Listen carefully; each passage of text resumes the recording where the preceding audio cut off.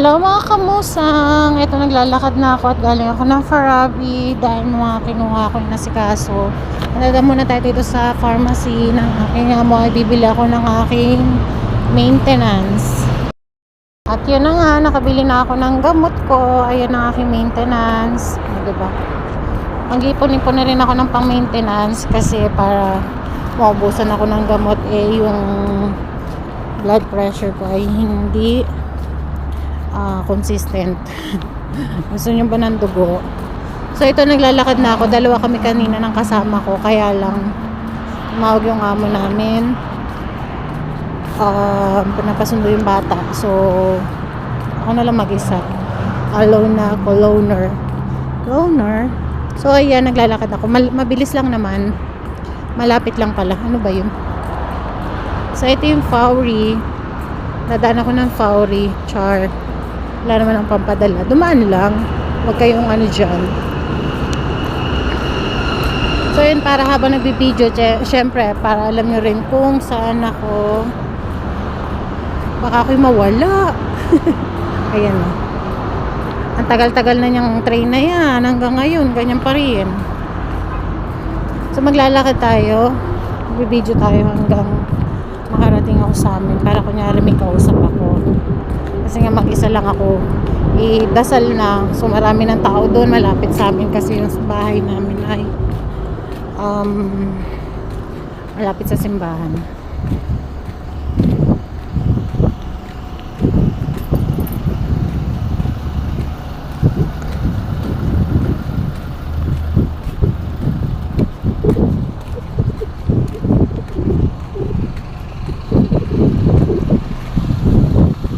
Akala nyo lang mainit dito. Mainit naman talaga. Kaso ngayon kasi is panahon ng taglamig. Tagtuyot. Tsaka ay mga kamusa. Ngayon malapit na tayo sa amin. Ayan. Doon ako liliko. Pakanan.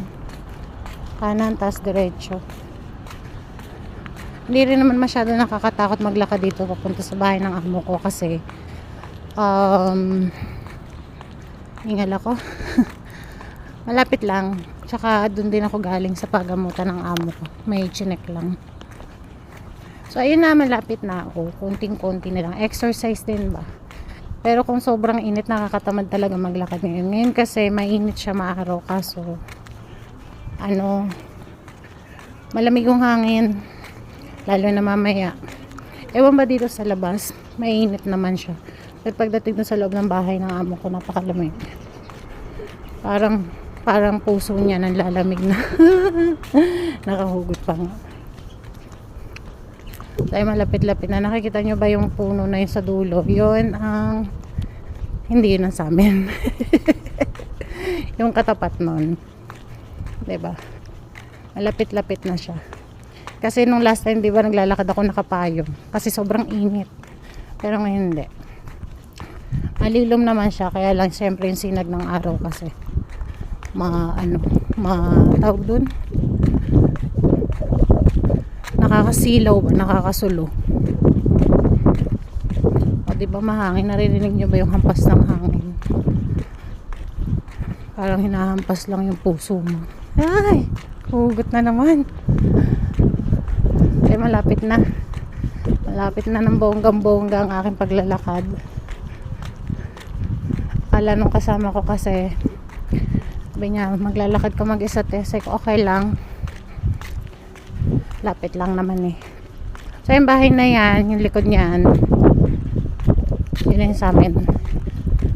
Bahay ng amo ko. Tingnan nyo, may nagtapon dito ng na sofa. Kaso wala ning foam. Pero maganda pa siya kung ma-renovate to. Ano ba tawag doon? Maayos ba? Mapinturahan. Bulol na. Mapinturahan. Ayan o. Malapit nga lang sa Pinas. Napalipad ko na yan eh. Kaso paano papadala yan? Ayan o. Wala lang yung foam niya. Pero pag naayos siya, maganda yan. Diba? So ito na, malapit na. Ito yung isang sasakyan ng amo ko. Ayan, Fortuner.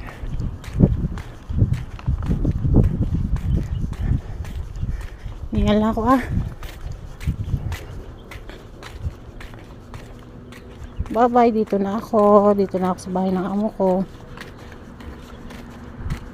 Ano?